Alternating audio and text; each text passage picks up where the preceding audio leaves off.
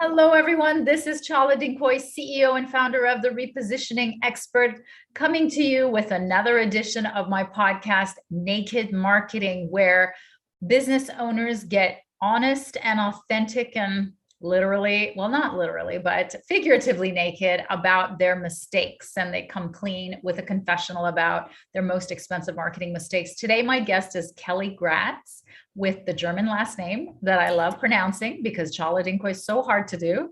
Welcome, Kelly. Thank you. Thank you. It's a pleasure being on. Thank you. So tell us what you do and who you help. So I am the CEO of a company called G2O, which is based in Dublin, Ohio. And we are a kind of a unique organization that has, we focus in on mainly, I'm going to say, a technology consulting firm. But what makes us unique is we have experience, technology, and data. So when you start to think about helping customers, it's so much more than just enabling through technology. It's about thinking about where your customer is and where do they want to be and how do we pull that through from front to back. So that's great. And you know that I worked for 18 years for Pepsi, Pizza Hut, Frito-Lay. So I would have loved you back. Yeah. I mean, we had people like you, but I guarantee things have just like changed enormously with AI and all the technology. I mean, you're probably too young to even remember those days where yeah, no. None of that technology. We had to do like the grunt of actual, like the Nielsen stuff. Yeah. Oh yeah. When I came out of college, I actually interviewed with Nielsen. Isn't that funny? Mm-hmm. Farm, like, don't do it. I mean, they're brilliant, but it's a farm. But yeah, so tell me about what industries you work with. Like, it sounds like an amazing thing that you could help just about anybody. So we focus on 4 vertical markets. One is financial services, 2 is healthcare, 3 is the public sector, and 4 is retail. So it's interesting because everybody's like, retail, you're in Columbus, Ohio. But Columbus is actually, I think, the 3rd or 4th retail city, believe it or not, behind like New York and LA. Columbus is not far behind. So we have a lot of retail here in Columbus, Ohio. That's amazing. So has anything changed for you after the pandemic? Because I'm thinking retail was like in the position. Like what has changed? Has the mix of work changed, or has it doubled? Like what's happened? It's been super interesting because I think everybody, you think about March last year, everybody took this pause beat like, oh no, what is going on, and didn't know what to do, what to expect. And on the retail side of the house, they had to change their business altogether. Everything moved from in-store to online, and creating that ability to reduce friction on that online experience. And even what they were selling online was also important because, again, as we're sitting on this Zoom call, people were worried about the top, not the bottoms. And so our retail partners were changing up the mix of what they were trying to sell and how they could sell it. And how did you help them do that? Like, so through your work? Part of it was we were helping many of our customers on the upfront mobile, the customer experience piece of the business. So streamlining that. And also, I swear, part of it was it's going to be fine, bringing a sense of calm and collective that we're going to get through this. We'll work with you on how we need to get through this, and we can adjust because we have kind of a multifaceted organization. And very quickly, those organizations kind of, came back around and said, we got to shift into a digital mind space. And so we helped them with that shift. I think in healthcare, it changed the entire paradigm. Wow. Right. Because you went to an e-health paradigm versus an on-site face-to-face paradigm. And how do you start to think about that? And who becomes your new customer? And how do you connect the patient with the doctor in an environment that becomes very uncomfortable, and how do you make it comfortable? So each one of the segments, and then the financial services segment, they were going through, you had the PPP, you had the CARES Act. How are they going to manage all of that, all of those submissions and so forth? So we started to think differently about how we could help them and how we could pre-package some ideas based on everything that was coming out of the federal government, to be honest with you, and how they could anticipate it and we could support it in a really meaningful way. Instead of waiting for them to ask us how they could help, we actually jumped in and gave them some concepts to react to, which again was this very calming, you're thinking about my business, you're helping me get through this. It may not be 100% perfect, but as you're editing, it's so much easier to edit than it is to create it from scratch. I love And then oddly, the last segment, our public sector, so we work with the state of Ohio, they were implementing with another organization, a new unemployment system. So there was a whole bunch of stuff that happened there that wasn't super positive, but we work with the organization that actually helps people find jobs. So again, right. So when you start to think about that March, April, May timeframe, there was just a tremendous amount of people losing their jobs because of COVID. And so we were helping the organization kind of coordinate, how do you go find new jobs, and making sure that was up and running and being really seamless.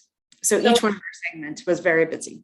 Good for you. Now, in the furor of that, and it sounds like what you did was you upsold, cross-sold new opportunities into existing clients based on, thought leadership, partnership, trusted, advisorship.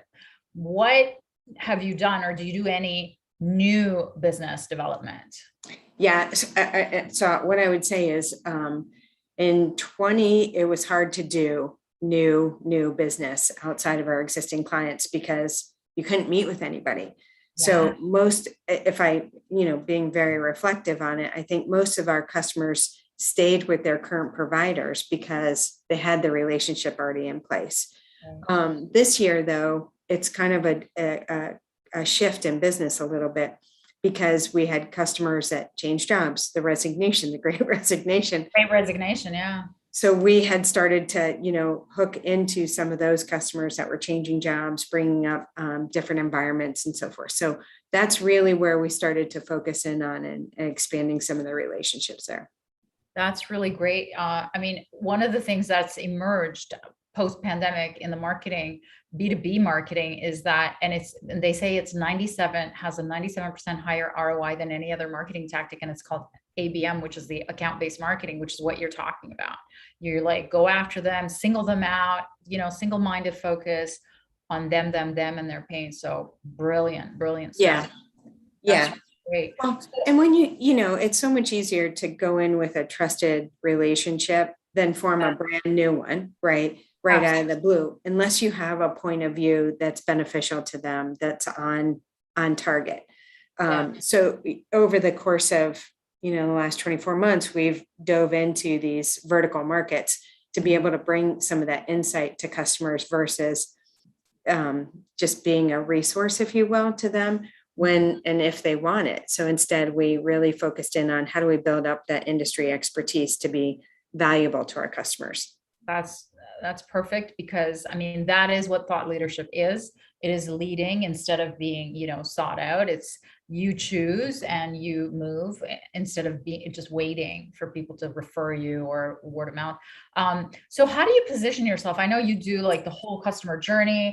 You do it starts from, research about the problem and then building that into the solution. So how do you position yourself? Do you position yourself as a marketing digital agency? Do you position yourself as a research agency? Like, that's the part that would be the sticky part, right? When you're like your opener.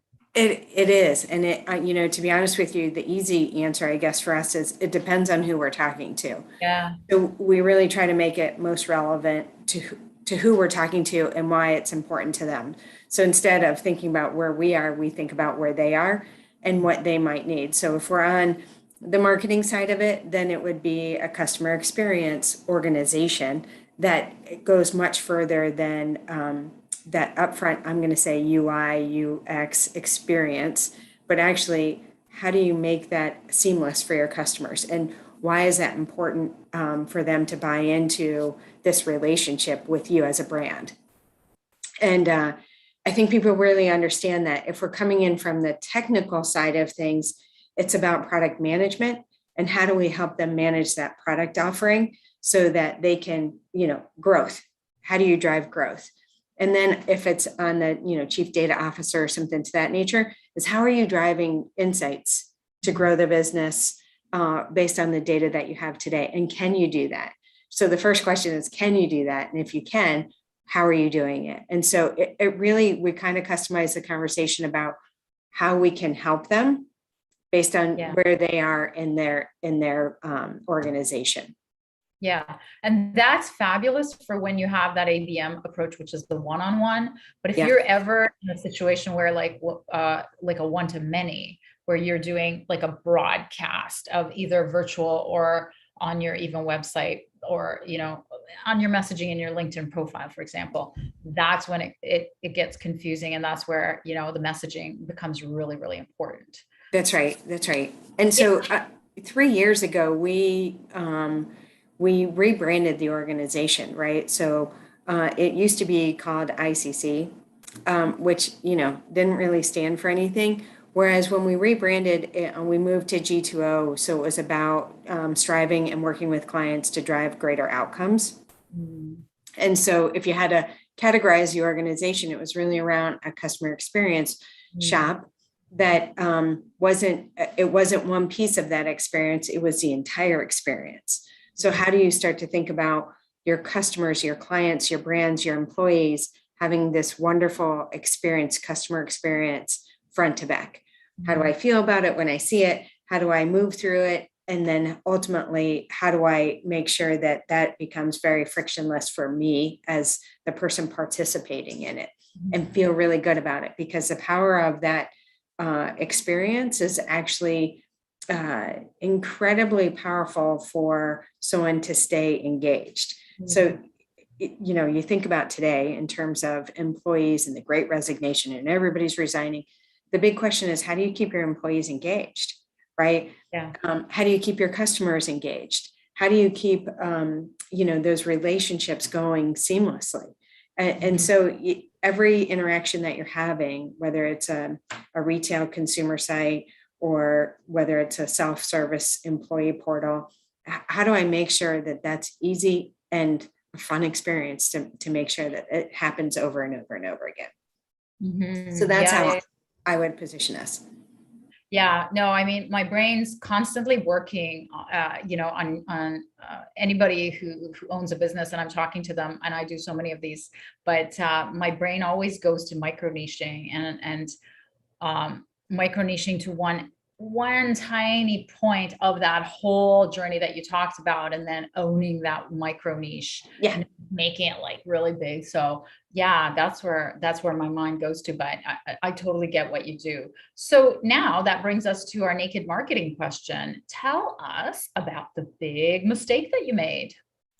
I think part of it, and you and I were talking a little earlier, is about not leveraging marketing, PR, advertising for the organization on a consistent basis. So I think even when you start to think about the pandemic, we actually kept that going. But what I've learned is I'm going to use the term PR and marketing because it's really intertwined. And how do you get the word out about an organization? It's the PR piece of the equation becomes, how do I back down to those key messages? What is it that I want people to know about the organization? And how do I begin to leverage that based on experience and really great knowledge base? Mm-hmm. So my big thing is, if I look back on it, 24, 36 months ago, I would have spent more time in that space, marketing the organization about what we do, how we do it, who we serve. And we had built out some personas around it as well. And journey mapping, doing our own, work, journey mapping in terms of who are those customers we want to go after. We did some, but again, it's never enough. And how do you do that? And the last piece is also marketing to our employees. During COVID, I think it's just this engagement that's really critical. And for me, I don't want any of our employees to leave. Turnover is really tough on the organization. And, you always want people to love what they're doing. So, and you want them to feel like they're a part of something, which I think is that you love your job, right? And that they're there through thick and thin. And so for us, COVID's been tough. We've had some ups, we've had some downs. Everybody, I'm sure, has. But I think that a big mistake, if you will, is how do we engage more? How do we market more to our clients as well to our employees? Yeah. And so what parting advice do you have about marketing to our viewers? Don't be afraid. Don't be afraid to spend money, right? Don't be afraid to engage. I think that marketing and the outreach piece of it can be exciting, and it can be a lot of fun. And so don't be afraid, because you'll learn an awful lot about your organization. You'll learn an awful lot about your own personal style and how that starts to transcend in those marketing messages. And hopefully it just builds up more credibility for you, your organization, as you start to market more broadly. Don't be afraid, and don't be afraid to spend money on it. I love it. That is so clear. Could not get any clearer. It's just right out of you. Wow. Thank you. Now, how do our viewers reach you? The easiest way is kelly.gratz, Gratz g2o.com. Wonderful. And that is short and sweet. Yeah, it was perfect too. Yeah. Good to remember. Thank you so much for being a wonderful guest, Kelly. Thank you.